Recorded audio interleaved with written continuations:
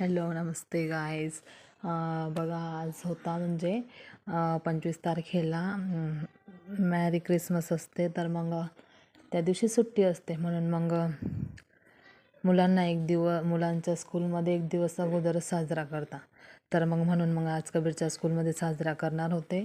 तर मग लाल फूड म्हणजे लाल डब्बा किंवा लाल कपडे वगैरे त्यांना सांगितलं होतं. तर मग मी त्याला जाम ब्रेड देते. तर लाल दुसरं काय होतं नाही आणि मग तो खात पण नाही, जे असतं ते खात नाही. आणि मग आता जाम आणि ब्रेडच देते मी त्याला. तर आज मस्त मी ब्रेड घेऊन आली होती एक दिवस अगोदरच. मग मस्त मी ब्रेड गरम करत होती तूप टाकून. तूप पण संपलेलं माझं, आता उद्या परवा बनवावं लागेल.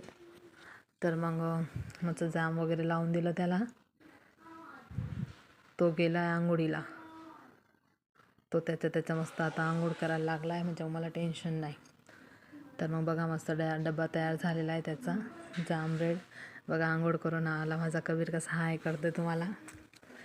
तर मग मी त्याला मस्त रेड कपडे होते पण ते जुने झालेले, मग म्हणून मी काय रेड कपडे मग थोडी अशी गाजर कलरची टी शर्ट घेतलेली आम्ही दिवाळीला आत्ता त्याला. तर मग तेच त्याला घालून पाठवलं मी. बघा मस्त गाजर कलरची टी शर्ट आहे. तर मग तीच घातली मी त्याला आज मस्तपैकी. तो पण एक्साइटमेंट होता खूप, कारण की आज क्रिसमस होता म्हणजे स्कूलमध्ये साजरा करणार होते. अभ्यास नाही करावा लागणार, टीचर शिकवणार नाही, मस्त मज्जा मुलांसोबत खेळायला. म्हणून मग त्याने मस्त खुश होता तो. बघा मस्त ना आज हॅप्पी पण होता तो, कारण की नाही तर रोज अशी नाटकी करतो दूध वगैरे प्यायला. आज मस्तपैकी स्वतःहून मागतोय, दूध वगैरे पितोय. बघा छानसा क्यूट बॉय. मग मी मस्त नाश्त्यासाठी आमच्यासाठी आलू पराठा बनवत होती आज. कबीरला मी बोलली की घेऊन जा आलू पराठा, तर तो म्हणे नाही, म्हणे रेडच सांगितलं तर मी रेडच घेऊन जाणार. मी बघा मस्त आमच्यासाठी नाश्त्यासाठी आलू पराठा बनवत होती.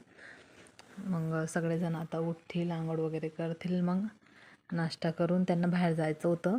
मग मी आज काही जेवण बनवलं नाही, तर मी डायरेक्ट जेवण बनवते.